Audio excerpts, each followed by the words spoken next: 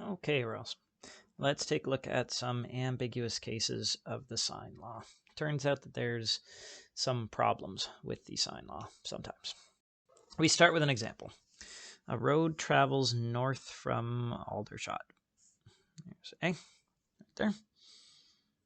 8 kilometers from Aldershot, 30 degrees west of north. So I go north and then I turn 30 degrees to the west, like that. There is a radio tower, right there, tower, with a range of 5 kilometers. So its range I'm going to draw as like a circle. It can reach 5 kilometers. It says, how far north of Aldershot does transmission begin?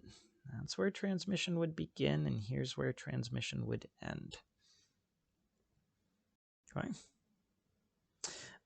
If I draw this triangle with Aldershot, the tower, and then that right there, it looks like I have 8 kilometers there, 5 kilometers there, and then an angle of 30 degrees. So I have an angle side pair, and I'm set up to solve for this side length, or sorry, this angle right here by the sine law.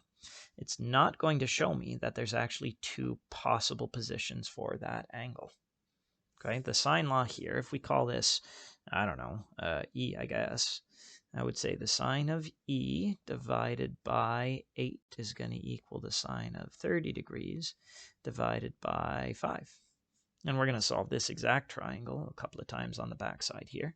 If I multiply both sides by 8, I get sine of 30 degrees is 1/2, so 4/5, or 0.8. Well, my calculator will give me one answer here. When I ask my calculator what's the sine inverse of 0.8, I get E is about 53 degrees. It's not going to tell me, yeah, that angle could be 53 degrees, or that angle could be that obtuse angle. If we think back to using standard position and the cast rule, we're expecting sine ratios to be positive in the first and in the second quadrant. Now, this doesn't mean that all of your grade 10 and grade 11 career, you were missing these solutions. It just means you were given triangles where there wasn't a possible triangle. A sketch of this situation shows 2 possible triangles. Let's call it ATB and ATE.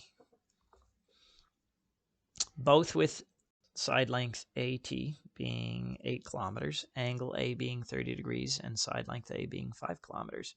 Our calculator will only give us the solution to angle E. We must use our understanding of trig ratios and other quadrants to find all solutions. So basically either our sketch in standard position or the cast rule. The fact that sine ratios are positive in the first and second quadrant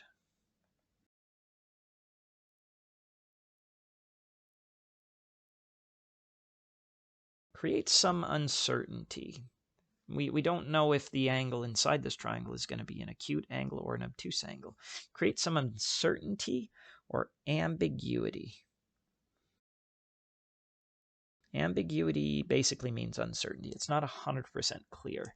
If you're trying to ask me what questions are going to be on the test and I'm not giving you clear hints, I'm being ambiguous about what's going to be on the test. Okay. Common student mistakes include assuming that our calculator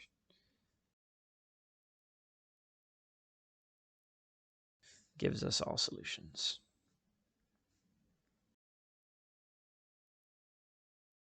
When the calculator is just a tool, we're going to have to use our understanding of trigonometry to catch all the solutions. Now, often people say that the ambiguous case of the sine law is a situation where 2 possible triangles can be drawn. Let's just say it's more of a situation in which an unknown number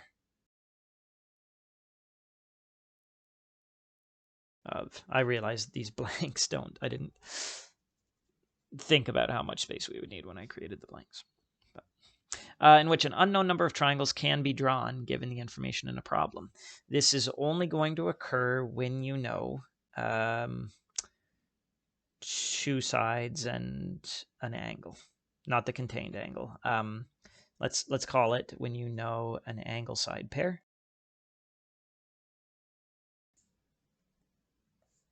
and a second side.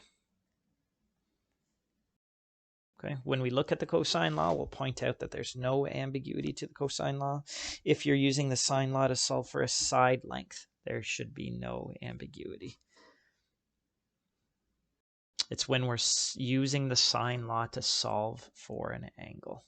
We have to be really careful.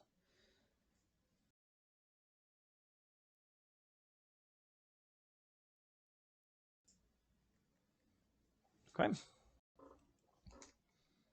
We're just going to do 4 examples without word problems together on the backside here, and we'll see how we can actually get a different number of solutions. Turns out to be kind of like quadratics. Okay, so we have 4 triangles here. Each one has a side length of 8 next to an angle of 30 degrees. We could have changed the angle or changed the side length. Instead, what we're doing is we're changing the opposite side length. Now, these triangles are not drawn to scale. That's key because you would look at them and you would say, oh, there's one triangle, there's one triangle, there's one triangle, there's one triangle. Some of these triangles don't exist. Some of these triangles are totally different than what they look like. And then in some cases, there's more than one possible triangle.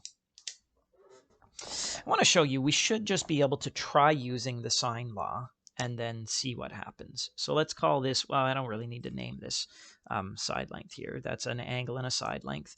Let's get a name for this right here. I guess we'll call it theta. So I am set up to use the sine law to solve for theta. That means I'm using the sine law to solve for an angle, so warning bells should be going off in my head. The sine of theta divided by 8 is going to equal the sine of 30 degrees.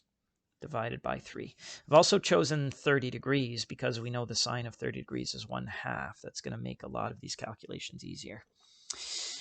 Review our advice from yesterday that I suggested, instead of trying to solve theta right away, that you approximate this ratio. And in this case, I don't think we'll have to approximate it. We get 4/3, or I guess about 1.33.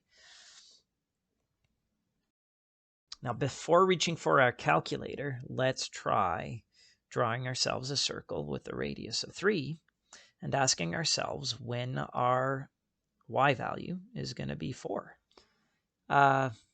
Never is the answer.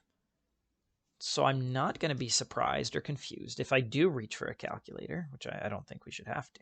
If I try taking the sine inverse of 4 divided by 3, my calculator is going to say error 2. If students miss this lesson or they don't understand this lesson, they'll often think that, oh, they must have made a mistake, so they erase everything.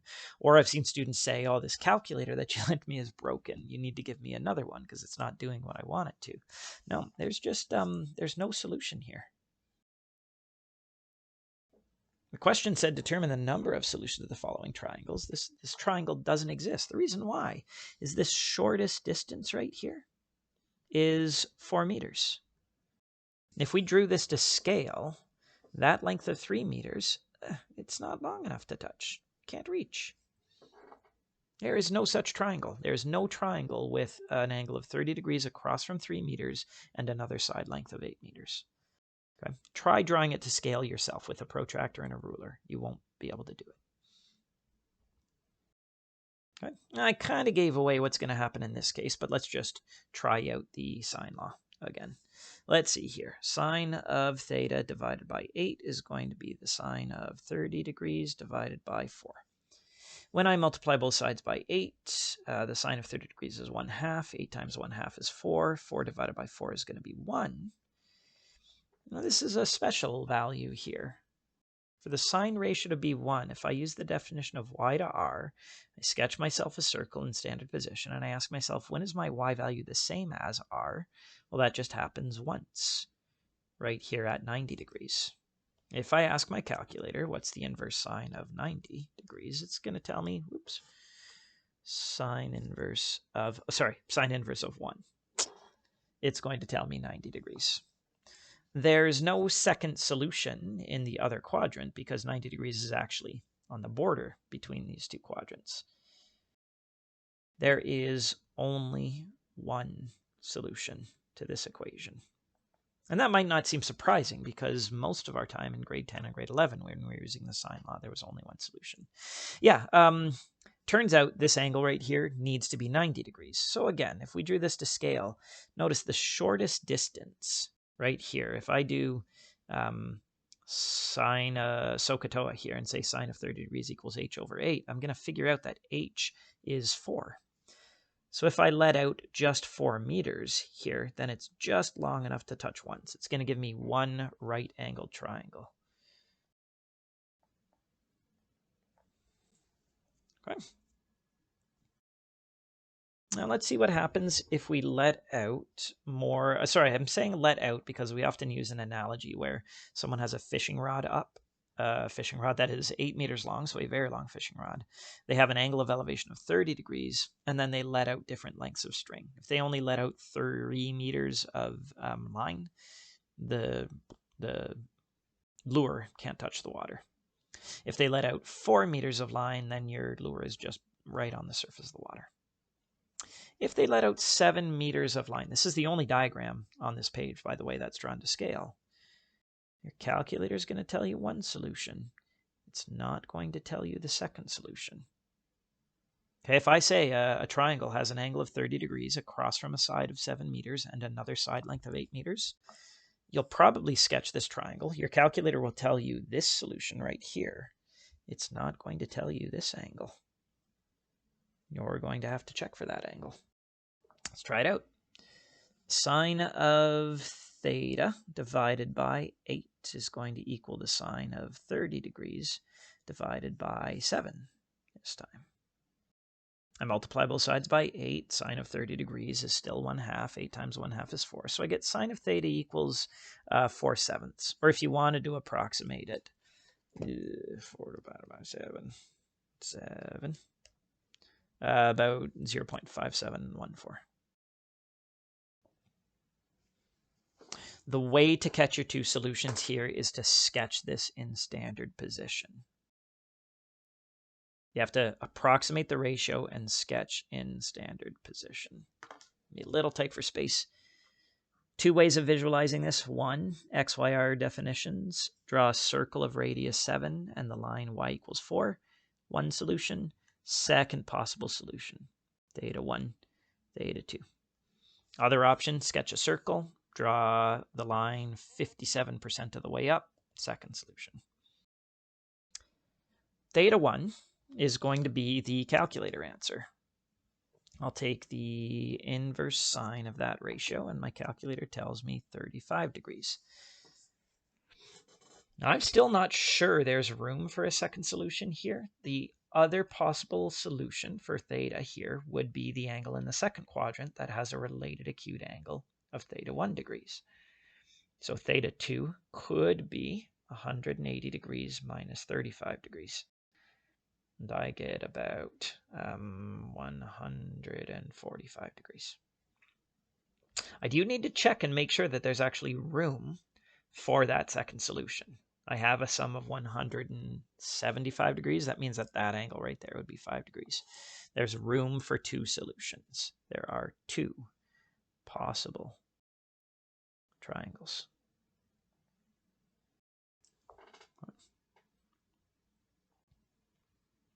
The situation that you would have found yourself in for most of your questions in grade 10 and grade 11 is this one right here, where if we drew this to scale, notice 9 meters doesn't look like it's longer than 8 meters. If we drew it to scale, the 9 meters would be long enough to touch once, but it's too long to touch a second time.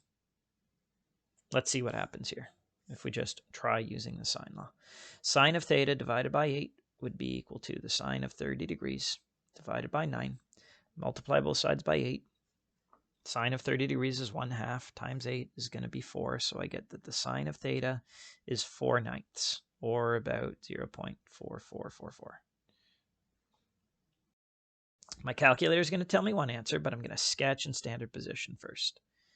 I draw a line about 44% of the way up. solution 1. Looks like there's a solution 2. So what's the difference here? Calculator's going to tell me theta 1 when I do inverse sine of 4/9. Inverse sine of 4/9 spits out about 26 degrees. Really, we should be saying theta 2, question mark. Is there room for theta 2? Theta 2 would be 180 degrees minus 26 degrees, which would be about 154 degrees. And we don't really see the problem until you check and see, is there enough room in this triangle?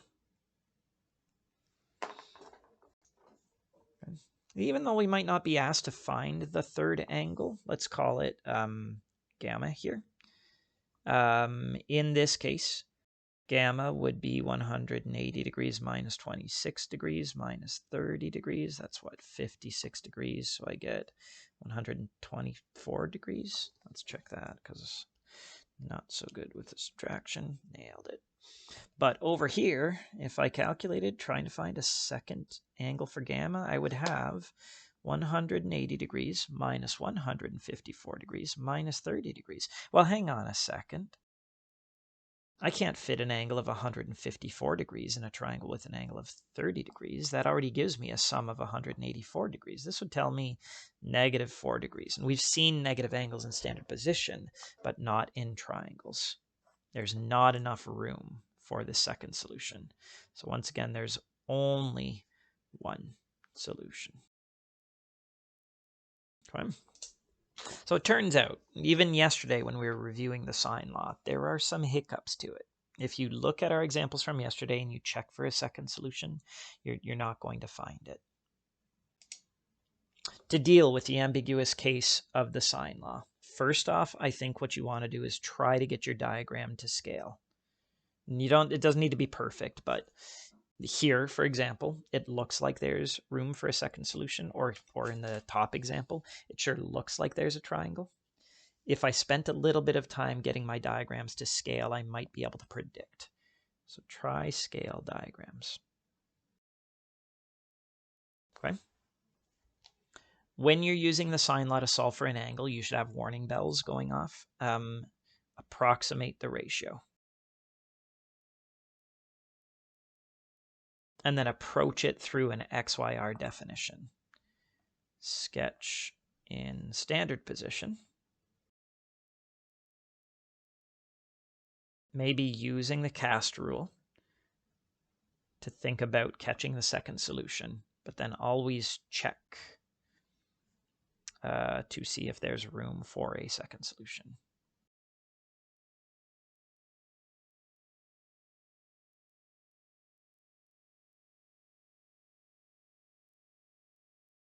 Okay. Your homework walks you through this as well and sort of prompts you how many solutions are there. Again, though, the grade 10 student or a student fresh out of grade 10 here might be very confused to picture how there could possibly be more than one possible triangle. The fact that diagrams haven't been drawn to scale and that we only were giving you situations where your second side length was longer than the first side length means that there was only one possible triangle in previous cases. Try it out.